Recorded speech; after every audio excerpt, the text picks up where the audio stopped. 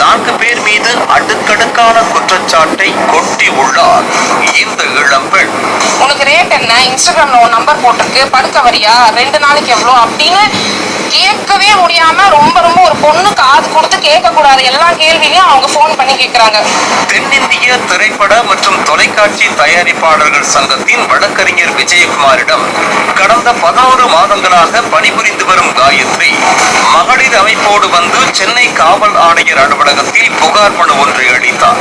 பின்னர் செய்தியாளர்களை சந்தித்த அவர் சங்கத்தைச் சேர்ந்த ஜம்பு, விஜயராகவ சக்கரவர்த்தி, துரைசாமி, MC சேகர் ஆகியோர் காது கொடுத்து கேட்க முடியாத அளவிற்கு தன்னை தகாத வார்த்தைகளால் திட்டுவதாக குற்றம் சாட்டியுள்ளார். ஆமா, சக்கரவர்த்தின்ற ஒரு முதல்ல சங்கத்துக்கு வந்தப்போ என்னை பார்த்து கேட்டாரு, காசு கொடுத்தாதான் பல்லை இழுப்பீங்களா, எங்களுக்கெல்லாம் பல்லை இழுக்க மாட்டீங்களா அப்படின்னு கேட்கிறாரு.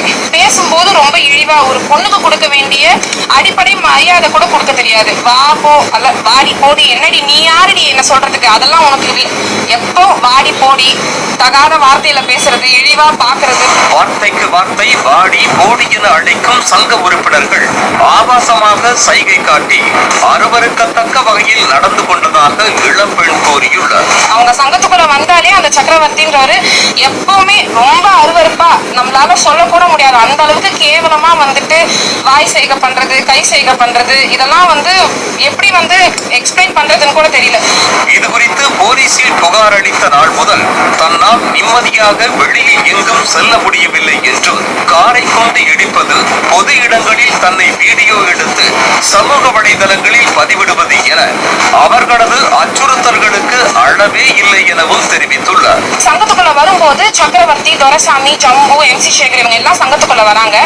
நான் அவங்கள பார்த்து கேட்கிறேன், நீங்க எப்படி ஒரு பொது இடத்துல வீடியோ எடுப்பீங்க, இப்படி நீங்க எடுக்கிறது தப்பு அப்படின்னு நான் சொல்லும் போது, நான் அப்படிதான் பண்ணுவேன், சுப்ரீம் கோர்ட்லயே ஆர்டர் இருக்கு, போலீஸ் ஸ்டேஷனுக்குள்ளேயே வீடியோ எடுக்கலாம் சுப்ரீம் கோர்ட் ஆர்டர் இருக்கு, உன்னை எடுக்கக்கூடாதுன்னு எது சொல்லிச்சு, நான் எடுப்பேன் அப்படின்னு சொல்லிட்டு நான் பேசுறேன். அதையும் ஒரு வீடியோ எடுத்து அதையும் பதிவு போடுறாரு. போலீஸ் வராங்க, போலீஸையும் சேர்த்து வீடியோ எடுக்கிறாரு. வீடியோ எடுத்து அதை யூடியூப்ல போடுறாரு, வாட்ஸ்அப்ல போடுறாரு. இதில் சக்கரவர்த்தி என்பவர் தன்னை கோர்ட் வாசலிலேயே குத்தி கிழிப்பதாக கொலை மிரட்டல் விடுத்ததாக கூறும் காயத்ரி, நிர்பயா மாதிரியே உன்னையும் செய்து விடுவதாக மிரட்டல் விடுத்ததாக குற்றம் சாட்டியுள்ளார்.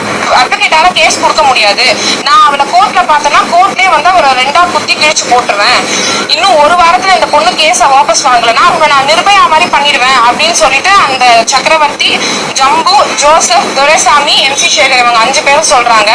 எனக்கு வயது 23, ஜாகுவார் தங்கத்திற்கு 71. ஆனால் மனசாட்சியே இல்லாமல் இருவரையும் சேர்த்து வைத்து பேசுவது எந்த வகையில் நியாயம் என கேள்வி எழுப்பியுள்ள காயத்ரி, காசு கொடுத்தால்தான் பல்லை எழுப்பியா என சக்கரவர்த்தி இழிவாக பேசியதாக வேதனை தெரிவித்துள்ளார். சார், ஜாகுவார் தங்கம் சார் கூட நான் தப்பான ரிலேஷன்ஷிப்ல இருக்கேன் அப்படின்னு சொல்லிட்டு ரொம்ப தப்பா ஒரு ஆடியோ போடுறாரு. ஒரு 23 வயசு பொண்ணு நானு, அவருக்கு வயசு 71. சம்பந்தமே இல்லாம சம்பந்தப்படுத்தி வரவங்க போறவங்க எல்லாம் என்ன ஒரு மாதிரி தப்பா பார்க்க ஆரம்பிச்சிட்டாங்க. தனது செல்போன் நம்பரை இன்ஸ்டாவில் போட்டு கால்மி என பதிவிட்டதால் அதை பார்த்துவிட்டு 4-5 பேர் போன் செய்து ஒரு நாளைக்கு ரேட் எவ்வளவு என கொச்சையாக கேட்டதாக இளம்பெண் குமரியுள்ளார். பர்சனல் மொபைல் நம்பர் அதை எடுத்து இன்ஸ்டாகிராம்ல போட்டு ப்ளீஸ் கால் மீன் தப்பா போட்டு அதை பார்த்துட்டு எனக்கு ஒரு 4-5 பேர் ஃபோன் பண்றாங்க. ஃபோன் பண்ணி உனக்கு ரேட் என்ன, இன்ஸ்டாகிராம்ல ஒரு நம்பர் போட்டிருக்கு, படுக்க வரியா, 2 நாளைக்கு எவ்வளோ அப்படின்னு கேட்கவே முடியாம ரொம்ப ஒரு பொண்ணு காது கொடுத்து கேட்க கூடாது எல்லா கேள்வியும் அவங்க ஃபோன் பண்ணி கேட்கிறாங்க. தாடி ஒண்ணுதான் கட்டவில்லை, மற்ற எல்லாமே நடந்து கொண்டுதான் இருக்கிறது.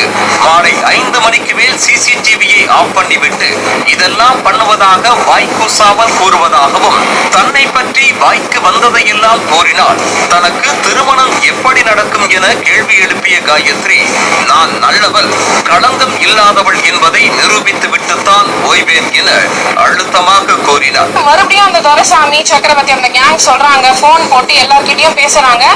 5 மணிக்கு மேல ஆபீஸ்ல இருக்க எல்லா CCTVயும் ஆஃப் பண்ணிட்டு அந்த சங்க தலைவரும் அந்த பொண்ணும் இன்னும் தாலி மட்டும்தான் கட்டல, என்னென்ன பண்ணணுமோ எல்லாம் பண்ணிக்கிட்டு இருக்காங்க அப்படின்றாங்க.